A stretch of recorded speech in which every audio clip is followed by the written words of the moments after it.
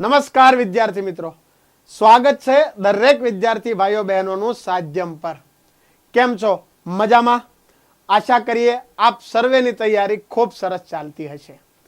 આજકાલ ગણિતનું વેટેજ કોઈ પણ સ્પર્ધાત્મક પરીક્ષામાં દિવસે દિવસે વધતું જાય છે અને ગણિતમાં નબળા મારા વિદ્યાર્થી ભાઈઓ બહેનોનું ટેન્શન પણ સાથે સાથે એટલું જ વધતું જાય છે કે કઈ રીતે આપણે પરીક્ષા પાસ કરી અને જે આપણું સરકારી નોકરી મેળવવાનું સ્વપ્ન છે એને પૂરું કરીશું.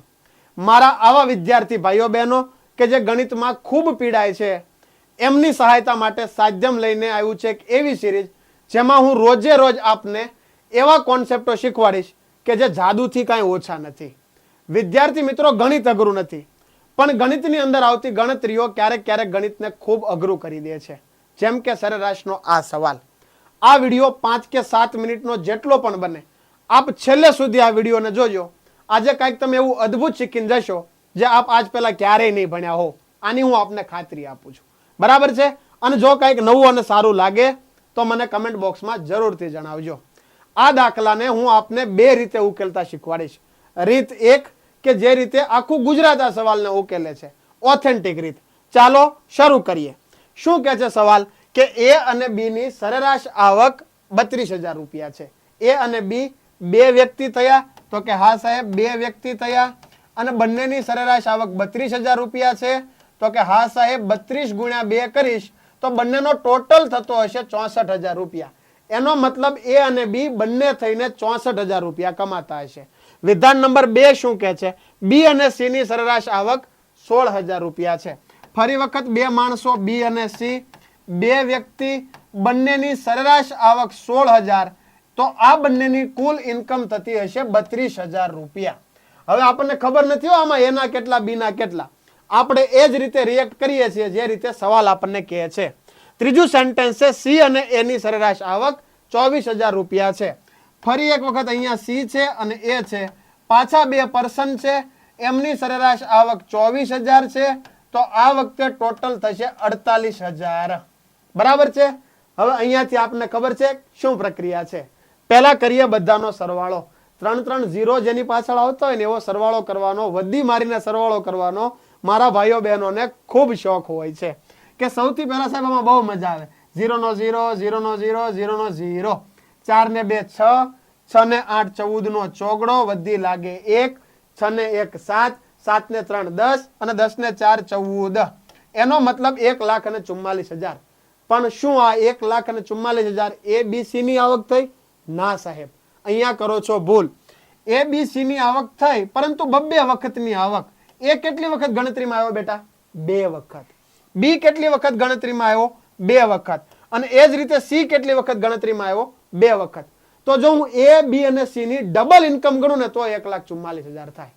સાહેબ ડબલ ઇન્કમ ઉપરથી સિંગલ ઇન્કમ કરતા આવડે હો મને. એટલું તો મને આવડે છે કે આ 1,44,000 ના જો હું 2 કટકા કરી નાખીશ એટલે કે જે આ 72,000 રૂપિયા આવશે, 72,000 રૂપિયા, 144 ના અડધા 72,000 રૂપિયા જે આવ્યા છે એ એ બી અને સી ની ઇન્કમ મળી ગઈ.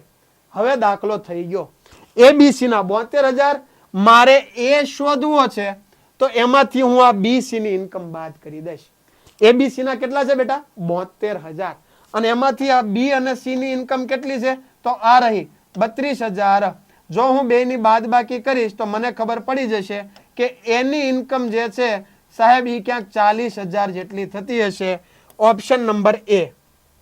આટલી ગણતરી પછી જે પહેલો શબ્દ મોઢામાંથી નીકળશે ને, હાશ થઈ ગયું. એક તો મેં ગણ્યો, જે જવાબ આવ્યો એ ઓપ્શનમાં છે, એટલું જોરથી ટપકું ગુડશે કે નીચે બેચમાં લીટા પડી જશે એમ કે વાહ ભાઈ વાહ, મેં ગણ્યો એવો ઓપ્શન છે. ખુશીમાં ભાઈ કોઈ ઠેકાણું નથી વિદ્યાર્થીનું. પણ આ રીત ત્યારે સારી છે વિદ્યાર્થી મિત્રો જ્યારે પેપર 5 કલાકમાં પૂરું કરવાનું હોય અથવા તો જ્યાં લેખિતના માર્ક મળતા હોય. આપણે તો ટપકું ઘૂંટી, સમયમાં ટપકું ઘૂંટી અને સરકારી નોકરિયાત બનવાનું છે વિદ્યાર્થી મિત્રો. ગળા કાપ હરીફાય છે. હવે જે ટેકનિક આપને શીખવાડવા જઈ રહ્યો છું એ જાદુથી કમ નથી. જોજો ખૂબ મજા આવશે. પેન પેપર લીધા વગર આપણે આ સવાલ ગણીશું. શું પ્રશ્ન પૂછ્યો છે? એ શું જોઈએ છે આપણે? એ એની ઇન્કમ આપણે સાહેબ ફિક્સ કરવાની છે. એવી લાઈનો ગોતો જ્યાં એ આવે છે, અહીંયા પણ આવે છે અને અહીંયા પણ આવે છે. એ બંને લાઈનનો સરવાળો કરો. એક જગ્યાએ એ આવે છે એના 32,000 છે અને એક જગ્યાએ એ આવે છે એના 24,000 છે. બંનેનો જો હું સરવાળો કરીશ તો સાહેબ 32 ને 24 છે ને 56,000 થાય. કેટલા થાય? 56,000 થાય. એક લાઈન એવી છે જો જેમાં એ નથી. કઈ લાઈનમાં એ નથી? તો આ લાઈનમાં એ નથી અને એની વેલ્યુ કેટલી છે? 16,000. કરો બેની બાદબાકી. 56 માંથી 16 જશે તો કેટલા આવશે? તો કે સાહેબ 56 માંથી 16 જશે તો આવશે 40,000 અને આ રહ્યો જવાબ 40,000. છે ને આસાન? એવું નથી હો કે એક જ જગ્યાએ ચાલશે. આવા પૂછાયેલા બીજા સવાલ પણ લઈને આવ્યો છું. ટેકનિક એવી શીખવાડીશ જે અક્ષર હશે, બધે જ ચાલશે. ચાલો ગણીએ બીજો સવાલ અને પછી હું ત્રીજો સવાલ આપને હોમવર્કમાં આપું છું. હવે સીધો મારી ટેકનિકથી સવાલને ઉકેલીશું વિદ્યાર્થી મિત્રો. અહીંયા આપણને શું પૂછ્યું છે? એ અને બી ની સરેરાશ આવક. એ અને બી ની સરેરાશ આવક 14,000 રૂપિયા છે. બી અને સી ની સરેરાશ માસિક આવક 15,600 છે. એ અને સી ની સરેરાશ માસિક આવક 14,400 છે. તો મારે બી ની માસિક આવક જોઈએ છે. કોની આવક જોઈએ છે? બી ની. બરાબર છે? ચાલો તો જે જગ્યાએ બી આવે છે એ બંને લાઈનને સર્કલ કરો. જે જગ્યા પર બી આવે છે, પહેલી અને બીજી બંને લાઈનમાં સાહેબ બી આવે છે. બંનેનો સરવાળો કરીએ. 14 ને 15 29, 600 ના 600 તો કોમન રહેશે. તો કે હા. અને એક લાઈન એવી છે સાહેબ કે જેમાં બી નથી આવતો. કેટલા છે એ? 14,400 છે. કરી નાખો બાદ. 600 માંથી 400 જાય તો 200, 29 માંથી 14 જાય તો 15. ઓપ્શન નંબર ડી 15,200 આપણો જવાબ. બરાબર છે? એ જ ટેકનિકનો ઉપયોગ કરી આ ત્રીજો સવાલ આપે મને જવાબ કમેન્ટ બોક્સમાં જણાવવાનો છે. અને હા, સાથે એ પણ જરૂર જણાવજો કે કેવી લાગી તમને મારી આ ટેકનિક. બરાબર છે? અને જો આપ આવનારી પીએસઆઈ અને પોલીસ કોન્સ્ટેબલની ભરતીને લઈને સિરિયસ છો, તમારા મનમાં ઘણા બધા પ્રશ્નો છે કે કઈ રીતે તૈયારી કરવી, કયા પુસ્તકો વાંચવા, આરઆર નવા આવ્યા છે, સિલેબસ નવો આવ્યો છે, હવે શું કરવું જોઈએ તૈયારીને લઈને, ક્યાંથી શરૂ કરવી, કેવી બુકો વાંચવી, તો આપના તમામ પ્રશ્નોનો જવાબ લઈને આપની સમક્ષ આવી રહ્યું છે સાધ્યમ. પોલીસ કોન્સ્ટેબલ અને પીએસઆઈ માટે ભવ્ય અતિ ભવ્ય સેમિનાર વિદ્યાર્થી મિત્રો, જેમાં ડોક્ટર ધવલ સાવલિયા સાહેબના માર્ગદર્શન હેઠળ સાધ્યમની પૂરી ટીમ આપના તમામ પ્રશ્નોનું નિરાકરણ કરવા આવી રહી છે આ 7 તારીખે ગાંધીનગરમાં.